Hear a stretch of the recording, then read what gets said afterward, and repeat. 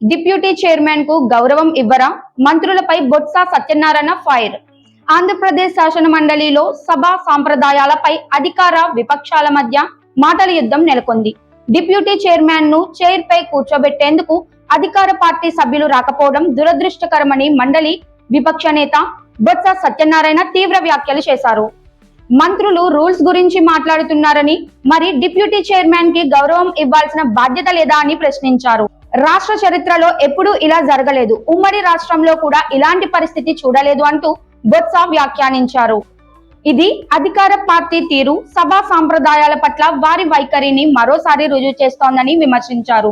ప్రజలు అన్నిటినీ గమనిస్తున్నారని, సభా చైర్ పట్ల అగౌరవంగా వ్యవహరించడం ప్రజాస్వామ్యంలో గెలుపోటములు సహజమే కానీ సభా సాంప్రదాయాలు, గౌరవాలు మాత్రం శాశ్వతమని బొత్స సత్యనారాయణ పేర్కొన్నారు. మంత్రులు రూల్స్ బుక్స్ పెట్టుకొని నీతులు చెప్పడం కాకుండా విలువలు, సాంప్రదాయాలను పాటించాలని సూచించారు.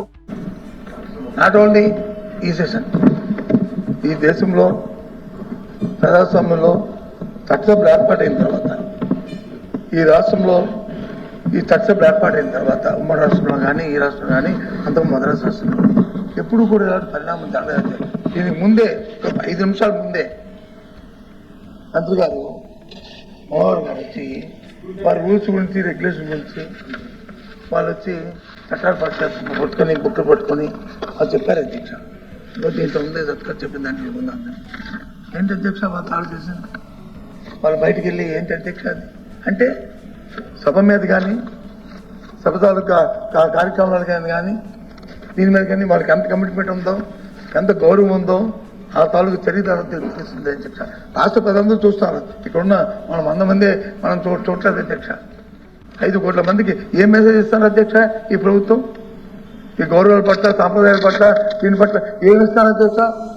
అంటే ప్రజలు వచ్చి మాకు ఓటు వేస్తారు కాబట్టి 5 సంవత్సరాలు దానికి ఏ గౌరవం ఇస్తారు, ఏ అగౌరవం చేయొచ్చు, ఎలాగైనా ప్రభుత్వం చేయొచ్చు, ఏ విధంగా ప్రభుత్వం చూస్తని అని చెప్పారు అధ్యక్ష.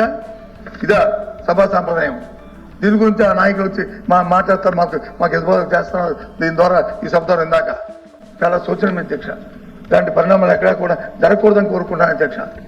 ఎవరైనా ప్రజాసంలో రోజు వచ్చి గెలుస్తారో పెడతాం, రైతు అవుతుంది, పగలవుతుంది. కానీ సాంప్రదాయాలు, కన్వెన్షన్స్, అలాగే మొన్న రూల్స్, నిబంధనలు అయిపోయి అవి స్వాస్థ్యంగా ఉంటాయి. ఇంకా మెరుగుపరుచుకోవాలి. అదే మెరుగుపరుచుకోకుండా దాన్ని తూచిపరుస్తూ దాన్ని అవమానకరం చూస్తుంటే చాలా శిక్ష. కుటుంబంతో ముఖ్యంగా ఏదో ఈ ఎన్నిపోటు పార్టీ ఉందో ఆ నాయకులు మాట్లాడుతుంది కానీ, అది కుటుంబంలో నాయకులు మాట్లాడుతుంది కానీ చాలా సూచన అధ్యక్ష. లేకపోవడం అనేది అనిపిస్తే తప్పని అనిపిస్తుంది అధ్యక్షాలకి. అలా ఇది ఏమని చెప్తారు అధ్యక్ష? ఇది రాష్ట్రపతికి ఏం మెసేజ్ ఇస్తున్నాం మనం? ఏ రకమైన ఇస్తున్నాం? రాజకీయాల్లో వచ్చి కక్షను కొనకూడదు అధ్యక్ష. రాజకీయాలు వచ్చి ఇవి ఉండకూడదు అధ్యక్ష. కాన్స్టిట్యూషన్ ఉండాలి, చెప్పుకొని చేసుకునే పరిస్థితి ఉండాలి. మన అందరం కూడా రాష్ట్ర ప్రజలకి ఆన్సరబుల్ అధ్యక్ష. అంతేగాని ఆ పార్టీకో మా పార్టీకో ఆన్సరబుల్ కాదు అధ్యక్ష. అందరం ఇక్కడ కూర్చుని అందరం ప్రజల కోసం, ప్రజల తరఫున ఇక్కడ కూర్చొని మాట్లాడుతున్నాం అధ్యక్ష. ఇక్కడ అందరం. కానీ ఇదేం అధ్యక్ష? ఈ సాంప్రదాయం చాలా దురదృష్టం అధ్యక్ష. ఏం మాట్లాడాలో కూడా మాట్లాడలేదు అధ్యక్ష. వాళ్ళు చేసిన ప్రక్రియకి ఏ భాష మాట్లాడాలో ఏం మాట్లాడాలో తెలియట్లేదు అధ్యక్ష. చాలా అన్యాయం. ఇది చాలా దురదృష్టం. ఇలాంటివి ఇంకా రాబోయే తరంలో జరగకూడదని చెప్పినాయి, అవి చేయకూడదని చెప్పినాయి. నేను కోరుకుని ఈ సాంప్రదాయం రాకూడదని చెప్పి మనస్ఫూర్తిగా కోరుకుంటున్నాను అధ్యక్ష. నీతులు చెప్పడం కాదు అధ్యక్ష, నీతుల్లో చేసి చూపించాలి అధ్యక్ష. అంతేగాని ఉన్నది కదా, నాకు 2 మాటలు తెలుసు కదా, నేను ఇంత ముందు పదవి చేశాను కదా అని ఐదో పుస్తకాలు పెట్టుకుని చెప్తే కాదు అధ్యక్ష. పదవులు చేస్తే కాదు అధ్యక్ష. మన భాష, మన నోరు, మన తాలూకా ప్రవర్తన, మన తాలూకు విలువని పెంచుతాయి అధ్యక్ష. వ్యక్తుల విలువ కానీ, పార్టీ తాలూకు విలువ కానీ, సాంప్రదాయాలు కానీ. కానీ ఇవాళ కుటుంబ ప్రభుత్వంలో ఉన్న ఆ నాయకులు చేస్తున్న, ఆ పార్టీ చేస్తున్న వ్యవహార తీరు చాలా ఆశ్చర్యం, క్షమించడానికి. ఇలాంటి వాటిని రాష్ట్ర ప్రజలు చూడాలి. మా తాలూకు బిహేవియర్ ఎలా ఉందో మీరు చూడండి. మీరే ప్రజల నిందితులు.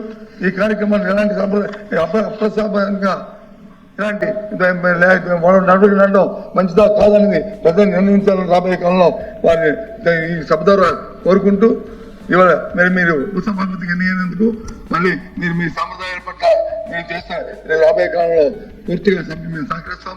ఏదైతే చట్ట ప్రకారం ఉన్నా దాన్ని నడవడిక చేస్తాం. తమను కూడా మాకు సరైన అవకాశం ఇచ్చి చేయాలని మరి మిమ్మల్ని కోరుతూ మీరు ఈ అవకాశం మీకు